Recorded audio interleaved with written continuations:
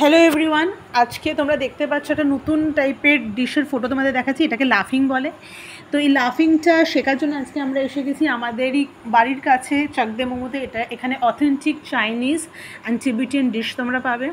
তো ওদের এই নতুন ইন্ট্রোডিউস ডিশ লাফিংটা কী সেটা জানার জন্য আজকে যাই।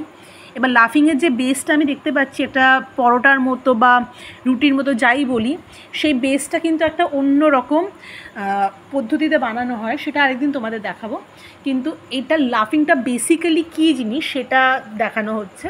তো ওই যে বেসটা ওরা বানিয়ে রেখেছে, যেটা ময়দা দিয়ে ওরা বললো তৈরি করে, তারপর বেক করে, তার ওপরে একটা সস দিচ্ছে। সেই সসটা কী সস?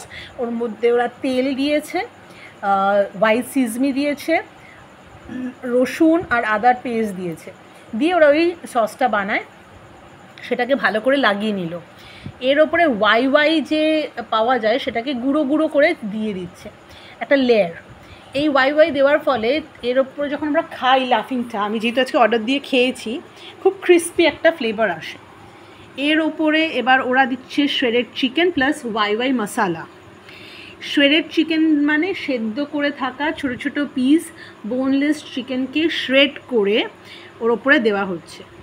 এর ওপরে ওরা আরেকটু কিছু চিকেন দিচ্ছে, সেই আমার সামনেই দিচ্ছিল তখন, তো দেখে কিন্তু খুব লোভই লাগে।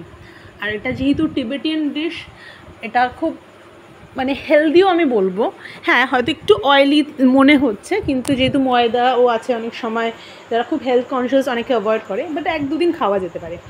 এর মধ্যে ওরা এবার দিয়ে দিয়েছে রসুনের সস, তার সাথে আরেকটু স্প্রেড করে দিল ওই আগের দেওয়া বেসের সসটা দিয়ে, ওটাকে ঠিক রুটি যেরকম আর ছোটোবেলায় আমরা রোল করে খাই সেরকম রোল বানাচ্ছে। পাশে আরেকটা ওরা লাফিং বানাচ্ছিল, এটা ছিল চিজ চিকেন লাফিং।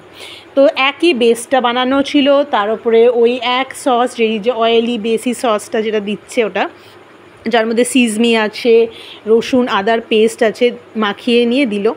এর ওপর দিয়ে আবার ওয়াই নুডলসটা দেওয়া হয়, তারপরে চিকেন দেওয়া হয়, তার উপরে যেহেতু চিজ ছিল এবার চিজ দিয়ে এটাকেও রোল করছে। এবার এই সসটাকে কি বলে আমি ঠিক জিজ্ঞেস করিনি, পরের দিন জেনে বলবো তোমাদের।